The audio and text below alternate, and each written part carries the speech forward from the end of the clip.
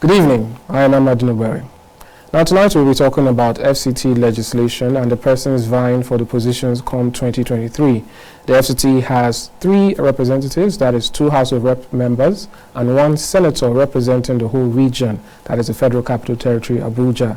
Tonight we'll be speaking to the SDP candidate for FCT South, Mrs. Abimbola Ojeifo. She speaks to me about her plans, her manifesto, and the reason she is vying for the position of lawmaker of the Federal Capital Territory.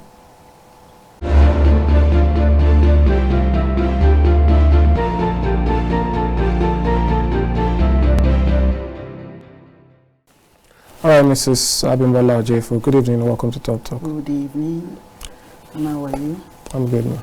All right, let's talk about, first of all, why do you want to be a lawmaker representing the FCT? Okay. The vision came when I met Pastor Olariwa Joshua, who is vying for the Senate. Ever before, I'd always loved to be in politics, but because of the title of being dirty, I'd always run away from it. Until one day I met him talking to people about how he had served the government on his own, doing some private things, serving secretly on his own, and then calling us to inform us about his vying for Senate. That was in 2018. I felt, wow, this is the kind of thing I would love to do. Service is always critical for me. I love to serve anywhere I find myself. So when I saw him doing this, I felt, wow, I want to follow this kind of person so that we can serve. So many people are in leadership, but they don't know what it means to be a servant leader. And leadership is all about being a servant, serving the people and doing things right. So I think that was what led me to going into politics for the first time. And in fact, I was not willing to vie. I was thinking that I would just be running at the back.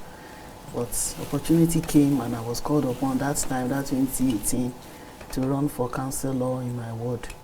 I was like, okay, it's an opportunity, let me go for it. And that was how I got into politics. That's an interesting story there.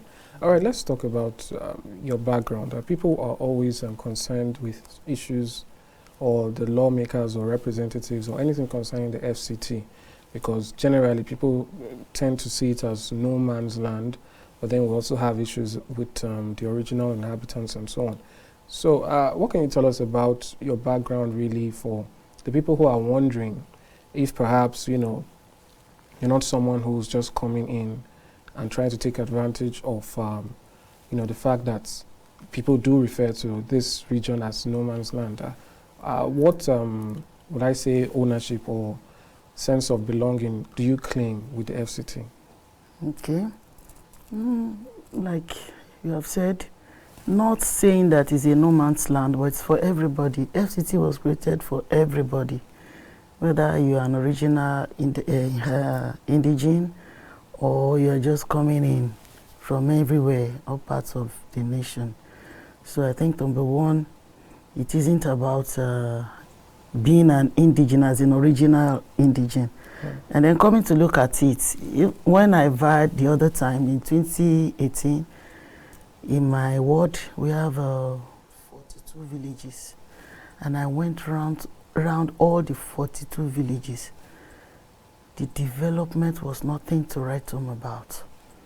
So what are we talking about when we say it should be an indigene? Indigenes have been there as in original. I'm also an indigene in FCT because I've been here for more than 10 years. And so already indigenes as it were, if it were where things are really working the way it should. But when I looked at that, I saw that there's need for some people that can think well, that are willing to do things right to come into power. So if there is an opportunity for us, why not? I'm not going to use it for my state. If I become a legislator in FCT, it's going to be for us, for all of us, whether indigene or non-indigene. We're going to work in this place. And if we work here, we are working for Nigeria at the end of the day. After when you work and make FCT an example a kind of state that people will want to, you know, come into, save, sound, the system working. I think it's for the benefit of everyone. So that's our vision. It's not a personal thing. It's not a personal, it's just like, come and do this for us. And then we do it and we leave the same. That's my own aim and motive. It's not about being an indigene or not an indigene. It's about doing things right. And if the legislation or the constitution or whatever had given us the opportunity to run, why not? All right, that's fair enough. We'll go back or go more deeply into issues of original inhabitants and all that later.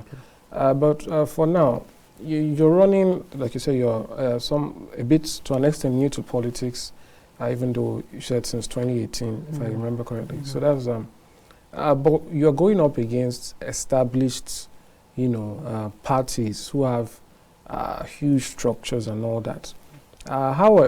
Before we talk about your chances of winning, let's talk about what you're going to do differently, because it takes a lot to unseat an incumbent, or even if it's not an incumbent, a party that has deep roots. Yes. So what is it that you will do differently? If the people of FCT are listening to you now, what is that new thing you are bringing that has been missing in the past? Okay. Like I told you, I was in so many villages in FCT when we ran the other time, and I saw that development is very, very low, like no water. I heard my presidential candidate speaking at the time that you look at the problem. When you see the problem, you go out to look for how to solve the problems. Now we have seen the problems. Our intention is to synergize with whosoever, everywhere, even around the world, that will be willing to help us to make this difference, like water, potable water. There was a village we went to, they were drinking from the ground. The color of the water was just brown. Give them bowl. We have so many NGOs, we have so many government interventions from all over the world that will be willing to sink boreholes in all these villages. That's one thing that we're bringing. That will be different. Though we saw some boreholes in some places, but they are not functional anymore. So when we do those things, we'll put monitoring. They will be the one monitoring the projects themselves. And then schools, we'll see how we work on the schools. There was one village we went to somewhere, Yenche Rubochi side. We saw 2 girls trekking like 2 kilometers to get to their school. If those kind of people should have a school close by, it's not that as a legislator we're able to make a school, but we'll make those things happen for them, because they are their constitutional rights after all. They make the government see the need for them to give them such schools that are close by, that they don't need to trek that long before they get there. These are the things, some of the things that we'll do differently. That when we do, we know that this change that we're talking about will be impactful on the people. That's water is essential, education is essential, transportation, so many bad roads, even if not tying it, it can be graded so that these people can have access to life, as it were. So I've heard of people dying on Okada, trying to move them from one place, from one village to another, because there were no hospitals around them. So by the time we get there, these are some of the things we will look at that will do differently from what had been happening in those places or in our constituency. All right, but as a lawmaker, we always have to ask, do you have any legislation in mind, you know, that you believe specific to the FCT, if you push for it, sponsor and all that, will, you know, change the lives of the citizens for the better? Because people tend to conflate the powers or the limits of legislators and executive. So, for instance, if you come into power in 2023, you'll find that a lot of people are asking you to do things that is the work or the duty of the executive. So now, bringing it back to legislation proper, what are some laws or, ideas that you feel could be put forward that will help the region generally? Okay. Like, we know the original indigenes are supposed to be settled. Yeah. Until now, it has not been done. At least we'll push so that the government can look towards them and try. Because if these people are settled, so many agitations will no more be there. No? If you give them their rights and their entitlements, they will be happy. There was a time I went into a village and they were saying, deal with them, deal with them. The government no give us our rights. They are, it's because they are being denied. They are angry. But once you settle somebody, you will give the person what he or she needs. There will be little or no fight from that person or from such persons. So we see to it that the promise that was made to them by the government when FCT was being created is at least worked on. That's number one. We'll make sure we try to work with my senator. I know if he becomes the Senate, he becomes a member of the Senate, yes, we can work together and make sure that at least the agitation is met for the original indigenes. And then we have plans to work on so many things, development. We have cashew farms, we have yam in my own constituency, in Dobi, you have yam where the yam is being produced. So many things we can do with yam that will help FCT and the nation as a whole. Our cashew farm is there. So many lands are there being wasted. So many youths are doing nothing. We'll work on this, use this one, turn all of these things into money so that the people can be both indigene and the non-indigene, the dwellers that are here will be happy and they will have something doing. That's one of our plans. All right, so that's a fair enough plan. But still, as lawmakers or for specific regions, we always have to factor in the specific situations of each constituency or each zone. So now let's talk about this specific nature of Abuja. Now, for instance, take any states. They have state legislators, yeah, and then they have House of Reps and federal, yeah, so on and so forth. But for Abuja, it will just be the three of you specifically working. Yeah. So, and like your counterpart in the Senate, Mr. Osho has said, there's some need for innovation when you realize that you don't have that support from the state, really, and Abuja is not really the state. It should be treated as a state according to the constitution, but we don't really see that yet. So, how do you plan to maneuver this specific nature of the FCT and still deliver? We have the councillors, we have the chairman, and we have other government officials, as in the civil service, the public service. So there are these are people that we can work together. It's not a very large place, as it were. It's not as large as Lagos, where you will say it may not be easy to penetrate. Like I told you, I've gone to almost all the villages in my constituency, both Kwali, some not all in Abaji. So that's four. We have four local councils under us. The rest, the two, at the other side. So it's not a very large, too large area. That we cannot be able to work. Like, I don't know what our councillors had been doing before now. By the time we come in, we'll put them to work and let them see the need for us to work together and make the development as good as possible. All right, now let's talk about your chances with the SDP. How do you think it will work out? And is there any hope that the presidential candidate's influence will also trickle down for your own ambition? Okay. SDP is not a new party. SDP is not a new party. It's known as, when I got to my constituency, I discovered that all the words had, or they have, as it were, officials. In the constitution of SDP, each polling unit is to have 5 constitution members, parliamentarians, and I discovered that they are there. They are existing in all the polling units. All the wards have executives. So the party already has a very good structure in the local governments or local councils. They already have very good structure, which is a plus for us. More so, people are tired of these big parties, as it were. So when you're coming with a new thing, they're like, let's listen to you.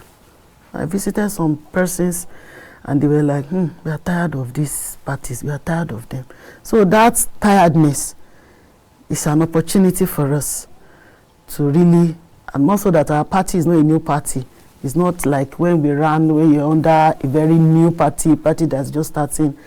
This one has been for more than for close to 30 years now. SDP has been there. So it's not new. When people SDP, oh, that's Abiola's party. Yes. So it's a plus for us to run under that kind of party. So we are seeing a very bright chance of winning. Well, what about campaigns? Campaigns have officially kicked off. I know you've mentioned that you've been around, but what is really the progress in terms of the actual campaigns? Have you officially started? How would that work out? And to add to it, there's a rhetoric that these bigger parties, they have access to more funds. You know, I'm not talking about illegal dealings now. Yeah. Talking about simple logistics, because campaigning, it costs money, money, yeah. So how do you hope to manage this and still cope with what the other parties are doing? Okay. Yes, we don't have the money that they have. We don't have it. And we tell our ward officials that we don't have that money. And we don't want to I know they wouldn't want me to go and become indebted because I want to run. It's not a do or die affair. But with the little we have, like we're doing crowdfunding, people are sending in the little they have, this, that, because I can tell you it needs money, as it were. It needs money. We need to spend money. But we make them know we may not have the money that the big parties will give to you, but after the money, what do you get? So we try to educate them, we try to reorientate them, so that they will see that it's not about money, though that is still a little bit challenging, because the local money in the village is not interested in your talks. They are more interested in the money. But as much as we can, we are trying to make them see reasons why they don't have to. Because I remember the other time when we contested, after we have done so much, 2 days to election, the big parties just came with some millions. And then you see people start, running up and down for money. But I think now we are better enlightened, more than what we were 4 years ago. People are more enlightened, and we see them transforming, becoming better as campaign goes on, or as electioneering goes on. And then on the election day, we have told them, we may not have the money, but we want to serve you. We want to really do the service. So we hope they will listen. All right, that's fair enough. But what about, speaking of issues, do you think your gender is any factor in this? People believe that women are not given enough participation in politics, and you're one of the few who actually has put themselves forward. Have you encountered challenges, based on that matter? In fact, instead of challenges, I should say I'd experienced more goodwill. Because it's like, wow, a woman, you are going to this, wow. So it's like it's even giving me more attention than the negative. You understand? I think people are like encouraged when they see us coming out as women. So it's, for me, it's more of an advantage than disadvantage. All right, let's talk about some more general issues. We're speaking about the presidential candidates, Prince Adewale Adebayo. He's been very vocal about, something new, and doing away with the old. He even describes experience, because people use that word a lot, experience, when speaking about some of the older parties, and he says experience in bad things is not experience, so to speak. So how would you rate the atmosphere in 2023, because within Abuja and without, because when the presidential candidate is going to do his own campaign across the states, he's going to also do it here in FCT, and when he's here, obviously the persons vying for positions here would be the ones who would put him forward to the people. This is our candidate. So that being said, what is your assessment of the atmosphere we're seeing? We have the major party fielding a Muslim ticket. We have the other party bringing a northerner after a northern president. We have the NMPP, who also has a northern candidate who has a huge following. And then we have what seems to be the internet sensation, and for young people right now, the Labour Party candidate, Peter Obi, also coming in. So what's your assessment of things, and how do you think it will fare or be different this time around in 2023? Now, generally speaking, the politics we play in Nigeria is somehow, but however it is, I think it's getting better than what we used to see before, where people will just say one particular party and they will face it, and now things are getting different. Having said that, our presidential candidate, I was somewhere, was it 2 days ago? I was somewhere discussing with some party stalwarts, in some parties, and they were like, that your presidential candidate is very brilliant. It's very brilliant, because he attended one function where they were, and they were like, wow, the guy is professor. So for me, I believe by the time he continues to engage, as he's engaging, it will start to be known. In fact, I was not even talking about him when somebody started the talk. So for you to know that they're already, getting aware that somebody is coming. So I see, thank God that we have like 5 months. We still have like 5 months or 4 into the election. So we still have a lot of time for him to engage and still have the opportunity to talk. So when more people listen to him, they'll start to have a change of mind that this guy is a material that is needed in this country. What about your plans, yours and the party generally, to galvanize the young people? Because the presidential candidate is one of the youngest amongst the 18. Yeah, we are trying our best to work on the young people around us. In my own constituency, and in fact, I have the young people as my supporter more than even the older ones. So definitely, where we are going is where they are going.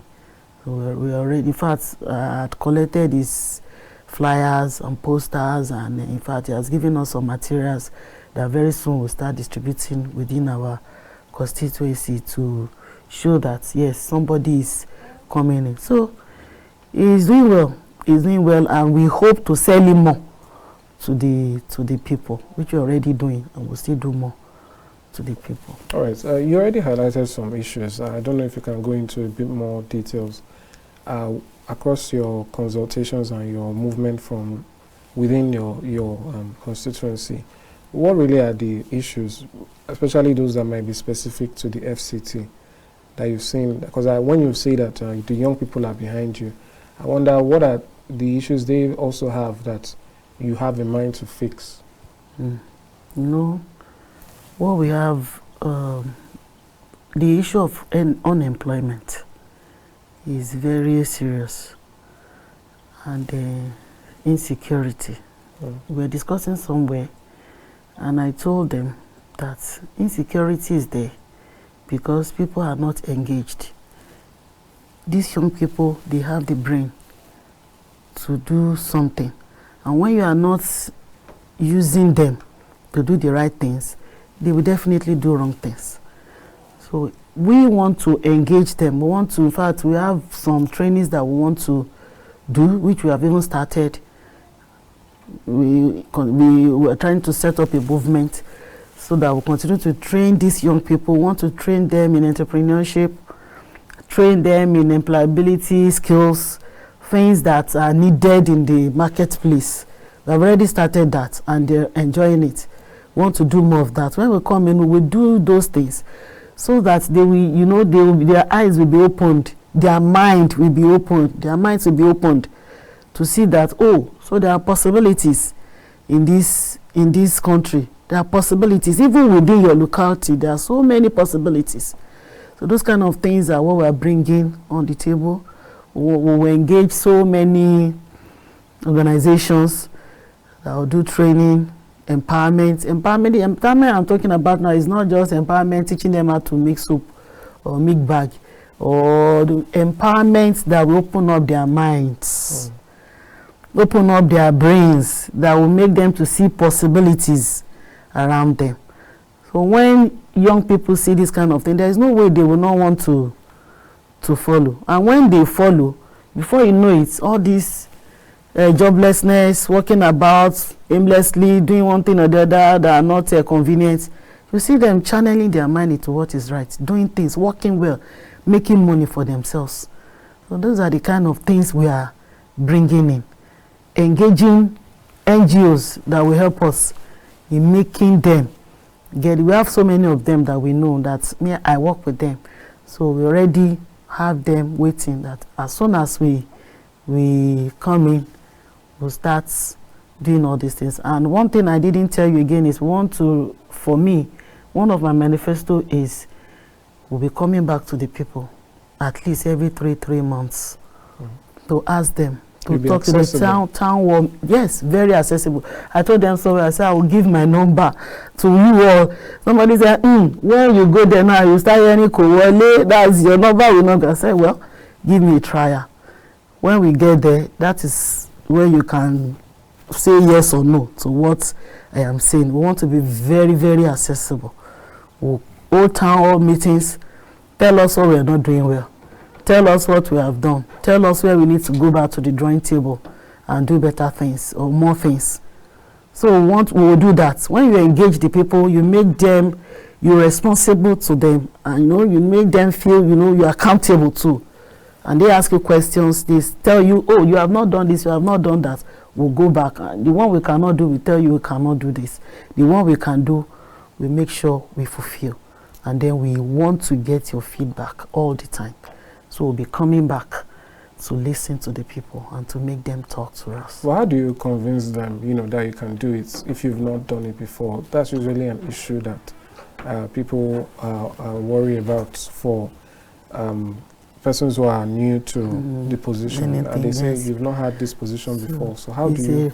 It's a risk. Life is a risk. Life is a risk. Even my coming here today now, it's a risk everywhere. So all you need to do is, okay, people that have been doing it before, whether they've done it well or not, you see, it's for you to know. So you judge. If you put us in and we say we'll do this, are you losing anything? If you don't put me in, are you losing anything? So just look at the variables and then give us the opportunity. What we're asking for you is opportunity. Then when I get there and I am not able to do it, then you can say, oh, this person promised, because people have been promising and they've not been fulfilling. But people might want to know, what can you draw on, or based on your own antecedents, whether in the private sector or wherever, that you are bringing in to the position now?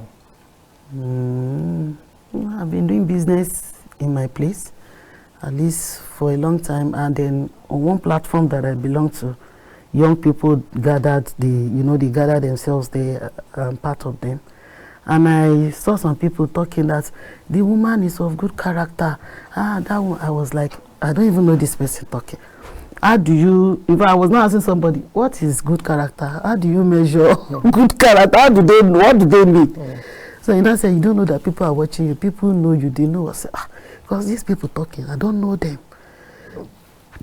Excuse me. So what we have been doing before, where we are, at least, people can judge us. They can say, oh, we know this person. We know this person. In fact, when I just talk to some people, they will just say, if you are going all the way, supporting you, I think it's because of what they have seen us done before, or what we are doing. Like in my place now, when the economy was still very fine, on my birthday, I would just say I want to fix the road. I will just start fixing the road. our major road, all the portals, go and carry stone, carry vehicles. We bring stones, we start fixing, pour sand. And some people will be passing and say, Madam, who gave you this contract? Say, nobody gave me the contract, though. I'm just doing it for myself, for the community, for God, and just enjoying myself, serving the community. I'm a teacher. I do volunteering teaching, you know, when I didn't even have the mind of coming into governance. So all those little things and many other things that people might have been seeing that we will not even know that we are doing. So they are kind of antecedents that people will be able to build on and say, okay, if you've done this, you've done that, I think you'll be able to do well if you go to that place.